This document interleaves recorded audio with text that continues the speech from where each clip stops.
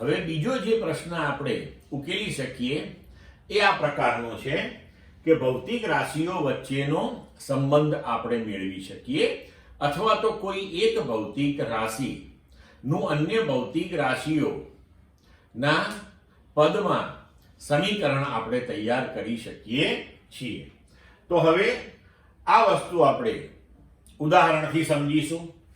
ઉદાહરણ 1.5. એક સાદું લોલક વિચારો જેમાં ગોળાને એક દોરી સાથે બાંધેલું છે અને તે ગુરુત્વ બળની અસર હેઠળ દોલનો કરે છે. ધારો કે સાદા લોલકના દોલનોનો આવર્તકાળ, તેની લંબાઈ, ગોળાના દળ, ગુરુત્વ પ્રવેગ પર આધારિત છે. અહીંયા લંબાઈ L ગણી લેજો મિત્રો. તો પરિમાણની રીતનો ઉપયોગ કરીને આવર્તકાળનું સૂત્ર મેળવો. હવે અહીંયા ધ્યાન રાખજો કે તમને જો આ પ્રકારનો કોઈ પણ પ્રશ્ન પૂછવામાં આવશે તો એની અંદર જેમ કે આપણને કહ્યું છે કે આવર્તકાળનું સૂત્ર મેળવવાનું છે લોલક માટે, તો એ આવર્તકાળ કઈ કઈ રાશિઓ ઉપર આધારિત છે એ તમને હંમેશા આપેલું હશે, એટલે એની તમારે ચિંતા કરવાની જરૂર નથી. હવે જુઓ કે આપણને કહ્યું છે કે આવર્તકાળ એ 3 વસ્તુ પર આધારિત હોઈ શકે છે: લંબાઈ, દળ અને ગુરુત્વ પ્રવેગ. પણ કેટલા પ્રમાણમાં, કેવી રીતે આધારિત છે? એના કોઈ રાશિનો વર્ગ આવે છે, કોઈ રાશિનું વર્ગમૂળ એની અંદર આવે છે, કોઈ રાશિનો ઘન આવે છે, એ ખબર નથી. એ મેળવીએ એટલે સમીકરણ તૈયાર થઈ જાય. તો એ જ આપણે મેળવવાનું છે. તો આવર્તકાળ T નો આધાર ભૌતિક રાશિઓ L, G અને M પર છે.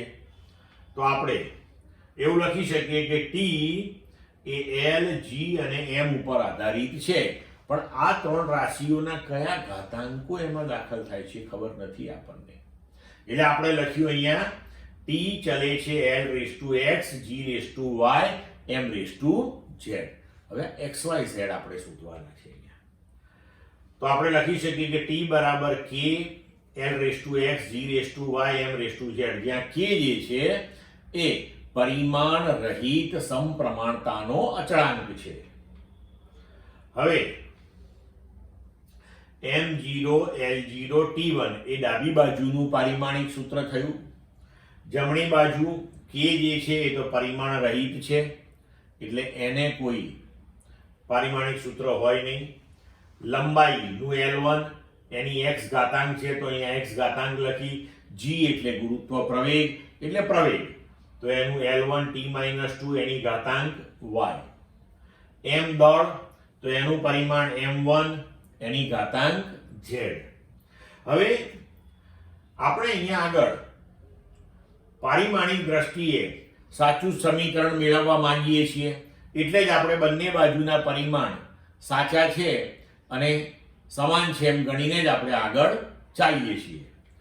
હવે ડાબી બાજુ M0 L0 T1 અહીંયા ઘાતાંકોને કૌંસની અંદર લઈ લઈએ. તો L⁻1⁻x એટલે L⁻x, L⁻1⁻y એટલે L⁻y, T⁻2⁻y તો T⁻2y, M⁻1⁻z એટલે M⁻z. હવે ડાબી બાજુ M0 L0 T1, તો જમણી બાજુને પણ MLT ના ઓર્ડરમાં આપણે તેના ક્રમમાં ગોઠવી દઈએ. તો M⁻z પહેલા લખીએ. L તો L⁻x અને L⁻y છે.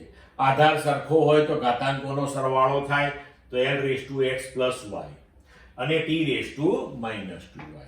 હવે આપણે તો સાચું સમીકરણ મેળવવું છે, અને સાચા સમીકરણ માટે ડાબી અને જમણી બાજુ ના પારિમાણિક સૂત્રો હંમેશા સમાન હોય. તો જો આ સમાન હોય તેનો મતલબ કે બંને બાજુના M, L અને T ના ઘાતાંકો કેવા હોવા જોઈએ? સમાન હોવા જોઈએ. તો હવે એને આપણે સરખાવી દઈએ.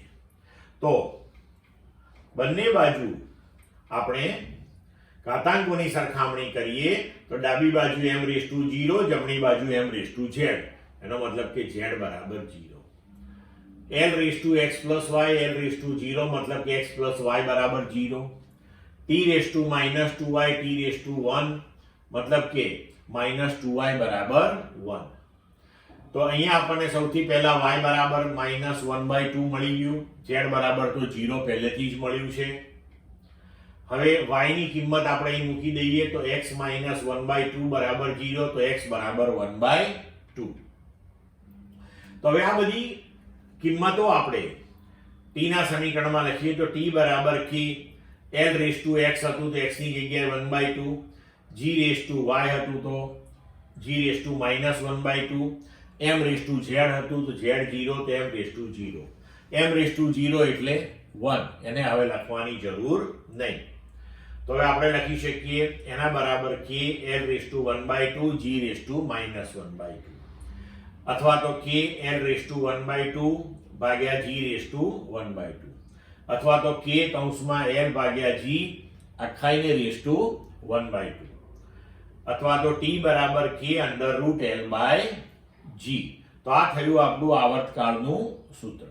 હવે અહીંયા જે k છે પરિમાણ રહિત અચળાંક, એના વિશે આપણને પારિમાણિક વિશ્લેષણમાં માહિતી મળતી નથી. એ આપણે જુદી રીતે શોધવો પડે ભૌતિક શાસ્ત્રની અંદર. અત્યારે તમારે એટલું ડિટેલમાં જવાનું હોતું નથી.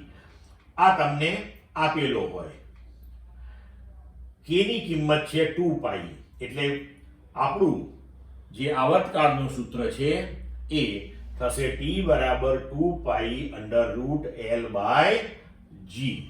ક્લિયર મિત્રો?